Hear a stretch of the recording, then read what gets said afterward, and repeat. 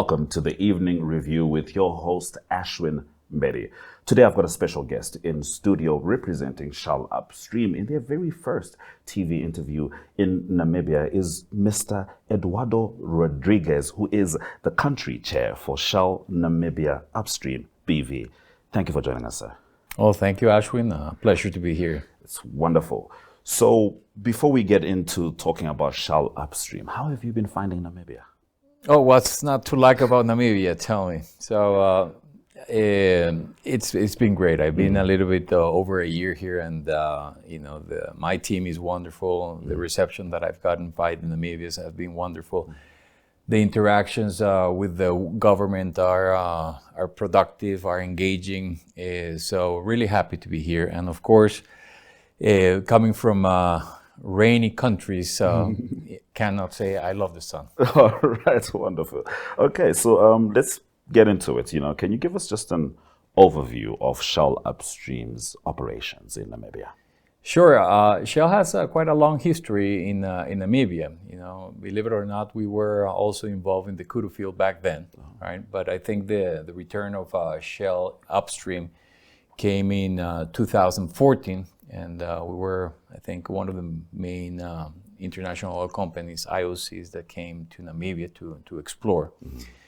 So it's been a very interesting journey, and we were the ones who did that first well, who made that first discovery, the Graph discovery, early 2022. Since then, we have drilled 9 wells, of which 7 have been exploration wells, 3 have been appraisals. We have done 2 well tests, and we hope to be drilling next year as well. So it's been a very interesting journey. If you think about the magnitude of drilling 9 wells in a little bit over 2 years, that's quite a daunting task. And clearly, that's not done alone. It's done with the cooperation of everybody, the Namibian government, of the Port Authority, of all the complicated logistics that involve this, but we were able to pull it through, and clearly Namibia is open for business. So without a doubt, there was so much excitement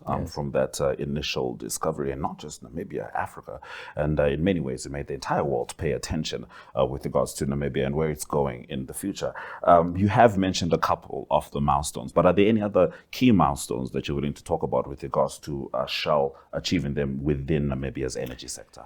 Well, Namibia, it's what we call a frontier basin, right? And we're talking about especially the Orange Basin, because there's still more with untapped potential, right? But in terms of Shell, I think has been publicly announced. We are analyzing the data that we acquired with these wells. And together with our joint venture partners, we're trying to understand what is the next step, which we hopefully be drilling again next year. And this is what the nature of the business is.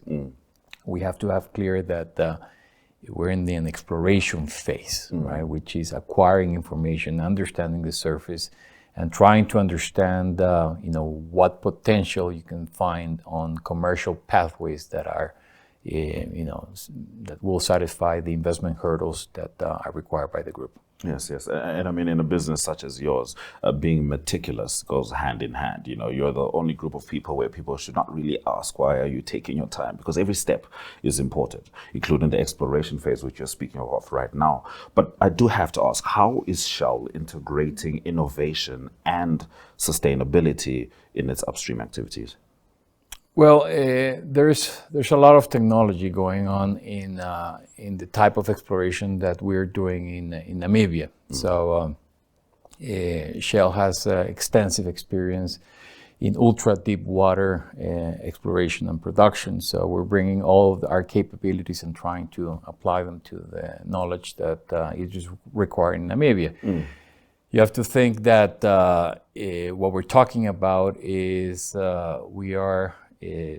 we have drilled about 200 kilometers offshore the coast of Namibia, 700 kilometers away from the shore base, which is Walvis Bay, in very complicated mid-ocean conditions. You have a time of the year that the waves are quite rough. On top of that, you have water depths that range from 3,000 to 2,000, which is very deep waters, and from there you have to go 3 kilometers down. So it has a lot of technology in order to do that in a responsible way. Yes. Because you have to do all that with all the highest safety requirements and obviously environmental, to make sure that everything is done in a proper and sustainable manner. So that requires a lot of know-how and technology that we think that a company like Shell has the availability to do it. I think if you look as well in Namibia, Namibia has done a wonderful job in trying to put the right conditions of investment, because not only Shell and Total did the first discoveries, but you look at today and you have pretty much all the international oil companies, the majors companies that can do this type of complex developments in the country. You have all of them in Namibia. So that's something that I think is worth recognizing, that Namibia has put the right conditions to attract the right investors, and we must continue with that pace, so that at the end, hopefully, the discoveries that have been achieved by the different companies end up in at the end goal, which is producing oil. Yes, indeed. Yeah, I mean, one can never overstate the importance of working in a structure that you can be sure of, and especially a structure that is continually adapting to the needs of the time. I do also have to ask, what role does Shell play in supporting Namibia's energy sector? So it plays a really important role, because I think last couple of weeks ago, there was a wonderful initiative that I have not seen anywhere in the world, which was the Namibia Public-Private Forum. Yes. Where clearly, Her Excellency the President has put attention to the private sector, and the oil and gas sector is one of those priorities.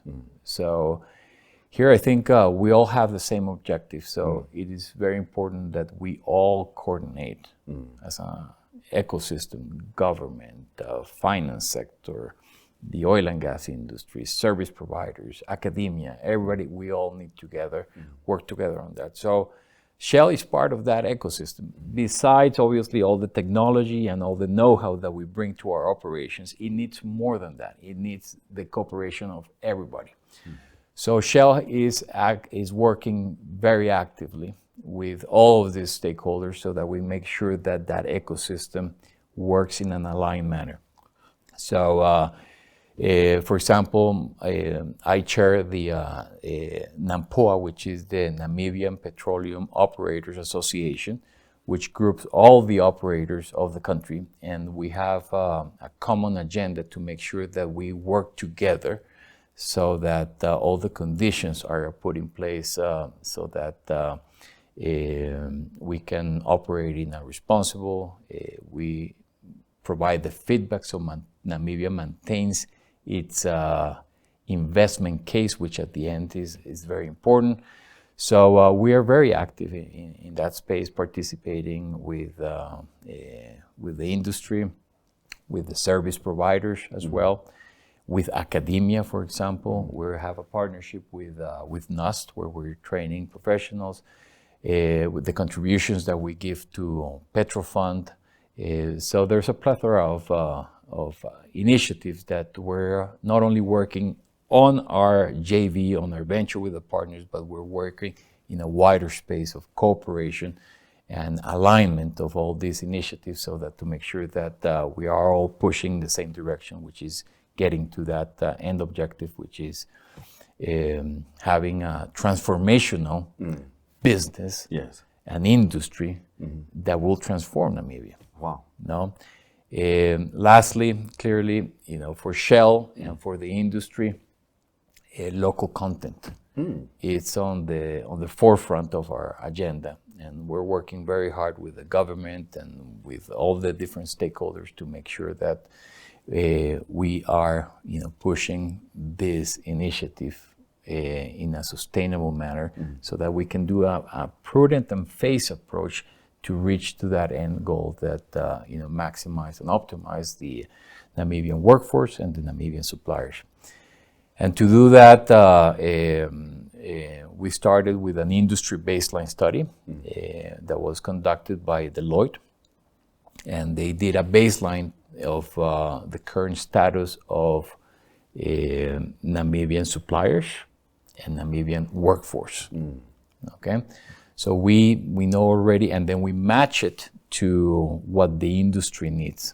So Shell and Total funded that study, that independent study, and now we're trying to work together with the industry and with the government so that we have this industry baseline study as the roadmap that will guide us on where to focus in terms of education and workforce, and as well as supplier development. So as you can see, you're busy. It's a very active agenda. Yes.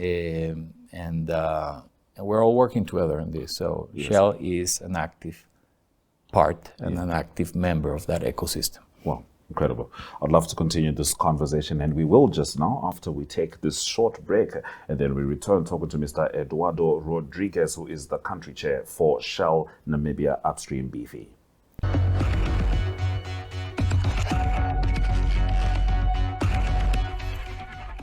Looking for your next favorite show? Tune in and dive into the action, the flavor, and the stories that move you.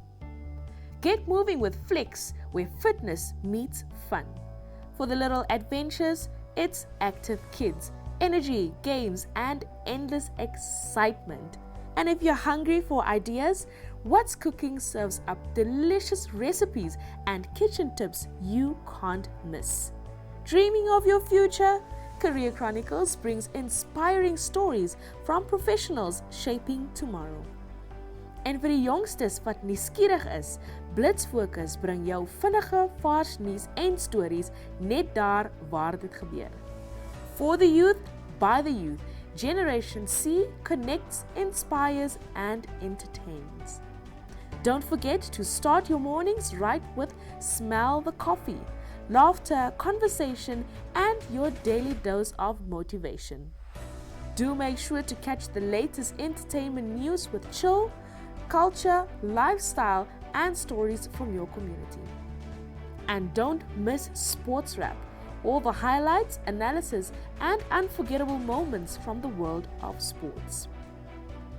Your favorite shows, your favorite stories, all in one place. Don't miss out. This is My Zone TV.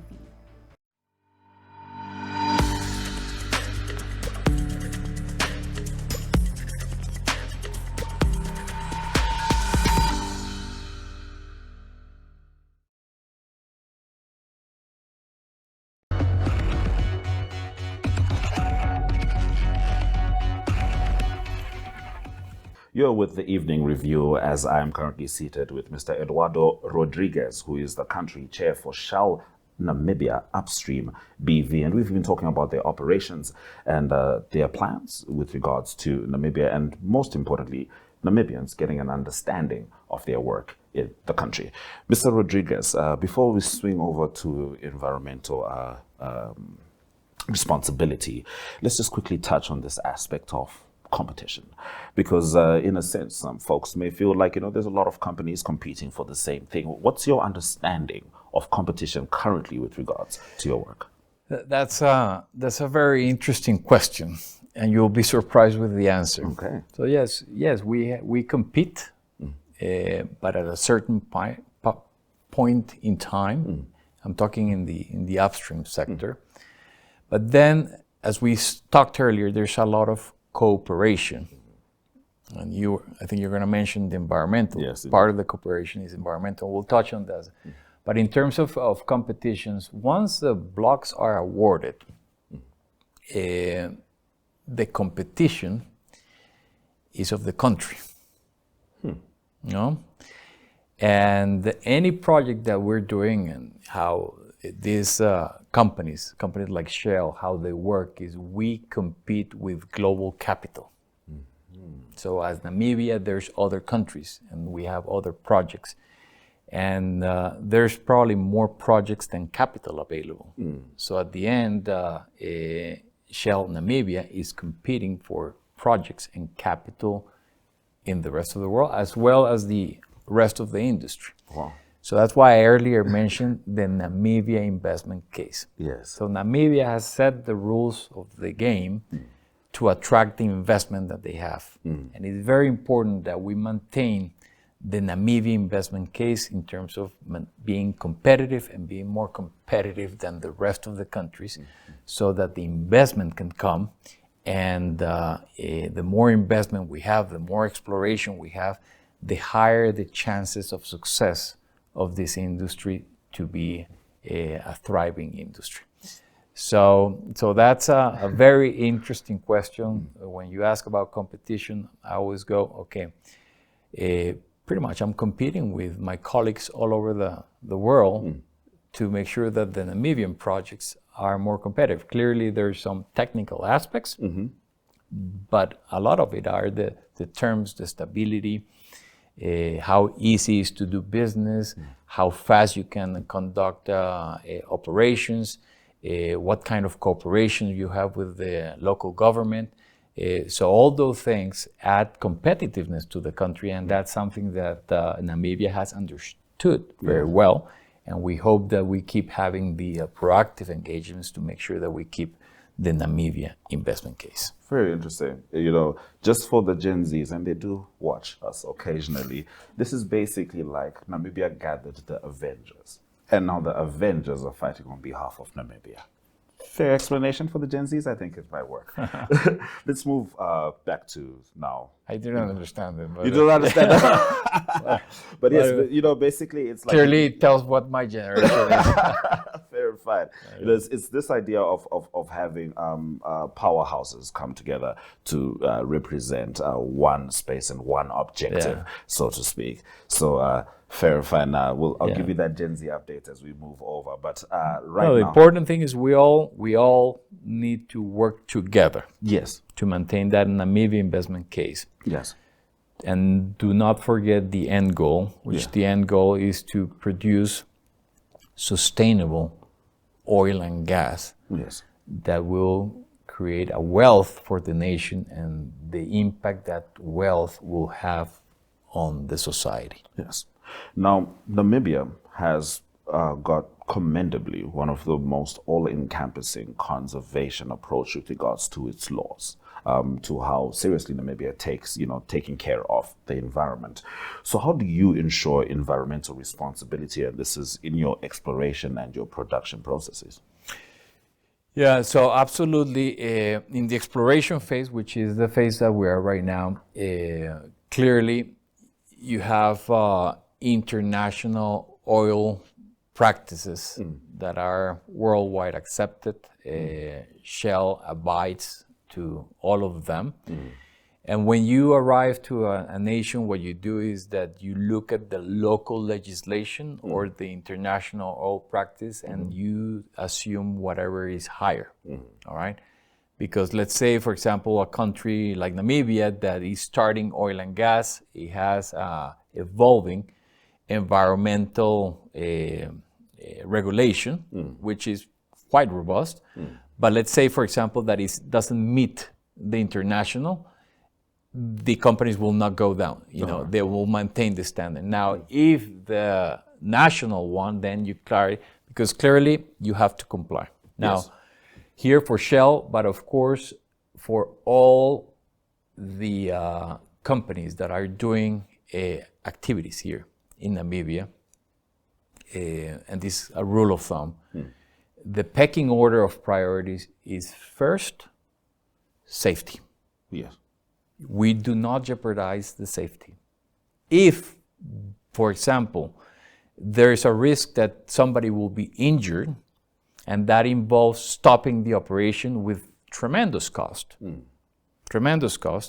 we will stop operations.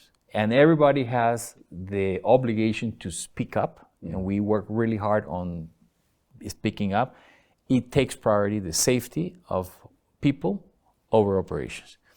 Then the next pecking order is clearly the environment. So if there's a risk to have a contamination or something on the environment, we stop operations. And then the asset. That's basically the pecking order of priorities. So clearly and that's why it's so expensive, and that's why the standards are so high and the requirements are so high, and that's why we talked about in local content a phase approach, because safety and environment costs money. Yes. And you need to take extraordinary precautions to make sure that it's as safe and you're mitigating the risk correctly. So that involves upgrading local suppliers quite a bit from their normal standard. So in the exploration phase, which is uncertain because you do not know what's going to happen tomorrow, you just know what's going to happen in the next well, and based on that information, you go to the next one. It's highly unpredictable. Therefore, for example, when we're dealing with local suppliers, because of that unpredictability, it's very hard for them to invest according to the requirements. So it will be not prudent to push that kind of investment when you cannot guarantee the future. Now, when you go into a development that you have guarantee, let's say that, and all the Namibians have heard of the famous FID word, which is when any company makes a final investment decision, they're saying, okay, we're going to invest. And then you have 4 years where you're going to be producing the equipment that is going to produce the oil. And then you're going to have 25 years, 30 years, 35, 40 years of production. Then you have a sustainability. And then you can plan accordingly. Yes. And that's why local content, we are promoting as much as possible, but it needs to be phased. Yes. And that's something that we have to really work together with the local suppliers to understand, building their capabilities and according to the different stages of the oil and gas cycle. All right. But a great part of it is safety and environment. Yes. Because those things, none of the companies, all of them are responsible companies, will jeopardize the safety and the environment of their operations. Wow, incredible. What opportunities does Namibia offer for the future of energy, and how can Shell lead? So Shell led because we did the first well. We had the courage to make that first well, which at the end the possibilities of success of finding oil, are 1 out of 10. Wow. Right. Wow. So that's a very high risk. So I think we already did that important part for Namibia. That and it's incredible. If you look at after that first well, in less than 4 years, 26 wells have been executed in Namibia. Wow. Which is quite remarkable. Again, you have put the right conditions. Yes. Contractually, operationally. So that's a good sign of Namibia. So on Shell's end, our contributions is this. We have complex geology, so it's bringing together our understanding of trying to understand the subsurface where the oil lies.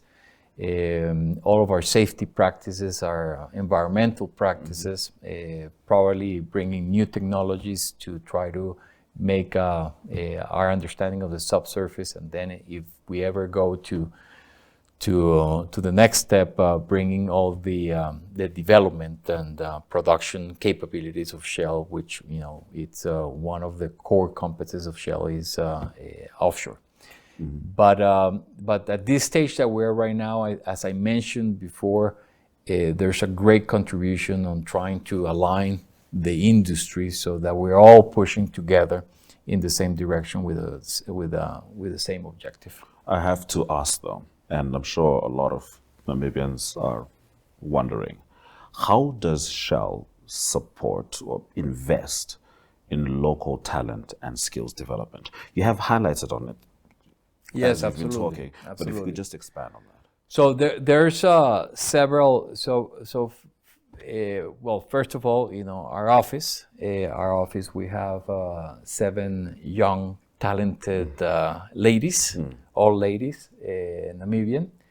So to begin with our office, 2 of them are coming from Petrofund. So Petrofund is this great initiative that started 3 years, which is a fund to train Namibians to service the oil and gas industry. I think yesterday the numbers were like 400 students have benefit from Petrofund, which is wonderful. And if you haven't done so, I highly recommend you invite Nilian, the CEO of Petrofund, which is a fascinating person. He's been running Petrofund forever, and it's unique. All right.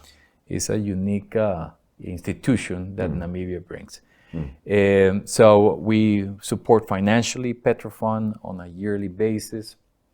The industry baseline study that we mentioned is to work with to try to understand what fields should Petrofund focus for the future of the industry. Yes. And we intend to make the IBS an evergreen study, right. okay, so that we update it on a yearly basis. We work with NUST. We have an MOU with NUST to do basic oil and gas courses. Okay. Yeah, that's. And then I'm sure as time goes on, you'll keep adapting. But I think the important thing here, I think the key message is the great work that the service companies are coming. Yes. So as similar as you have all the operators, the international oil operators that can run this type of operations, Namibia has also attracted the best of the best in terms of service, of international service companies. Okay.